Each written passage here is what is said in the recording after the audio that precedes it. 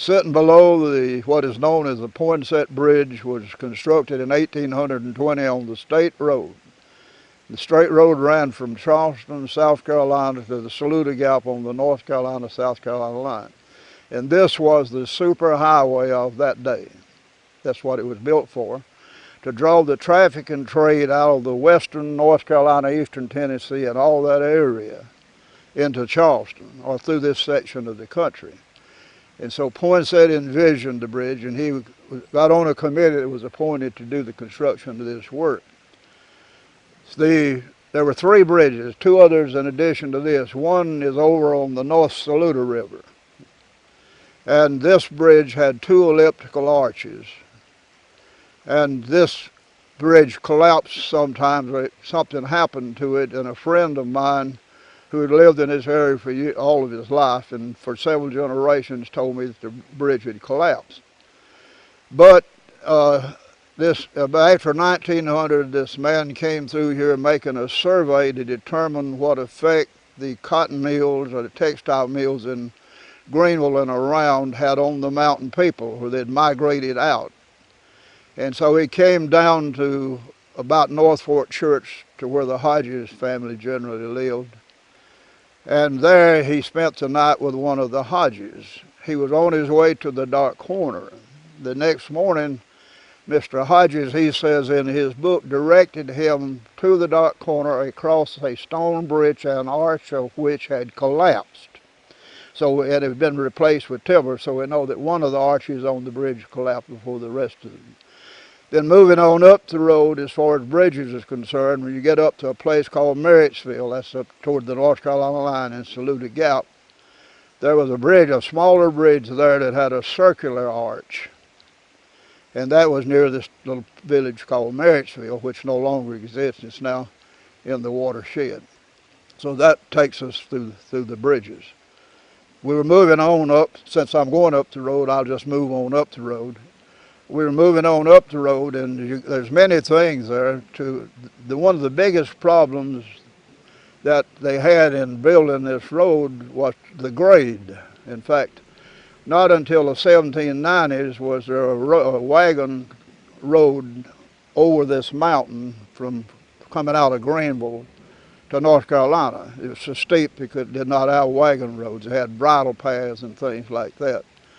But in the 1790s, the state of South Carolina appropriated money to find a way to build a road across the mountain for a wagon carrying 1 ton drawn by 4 horses could negotiate. And so this road it's not the state road. Now that was the first road across the mountain.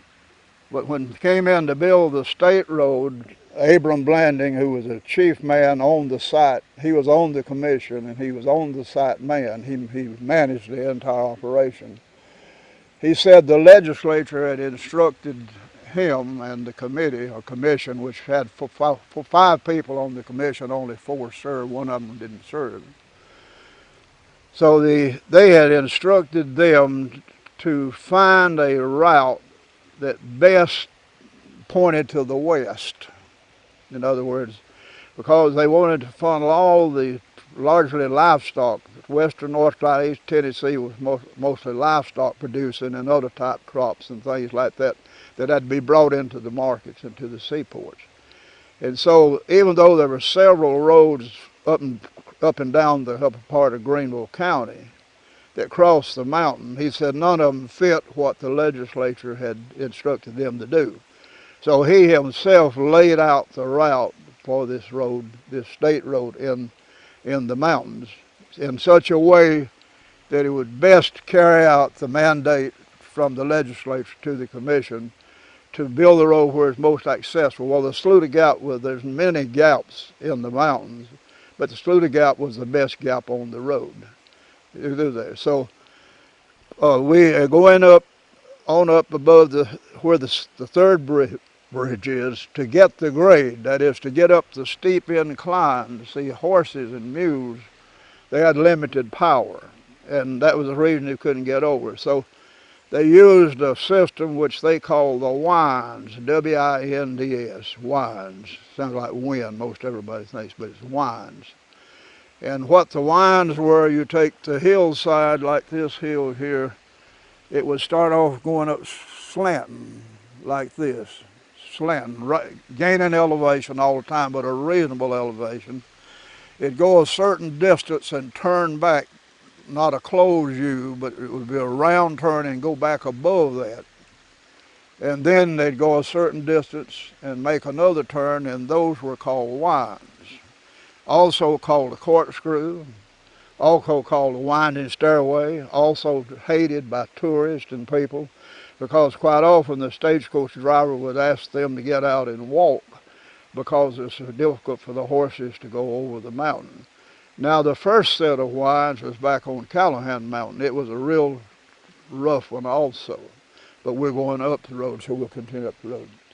So there, those retaining walls on those winds, one of them, they're 4 feet thick, built out of rock. One of them is 21 feet high. They're still there today in the watershed. You could drive a car. I was up there several years ago. You could actually drive a vehicle up that road till this time, even though it hadn't been maintained or anything like that, but those rock walls are still standing. They were built so surely. So in addition to 3 bridges and winds, they had 44 stone culverts on this road. That was to let water pass through, but they could call them small bridges, some of them, but they were 44 stone culverts.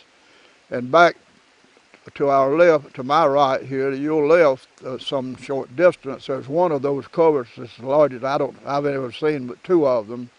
I can't find more than 2 of them. It's about 100 feet long rock structure, but it only has about a 3-foot opening at the bottom square for the water. There's not that much water comes through. But that's one of the 44 stone culverts that's on this road. So when they in the mountains where they were grading the road, I'm just jumping about. In the mountains where they were grading the road, they encountered solid rock in most places.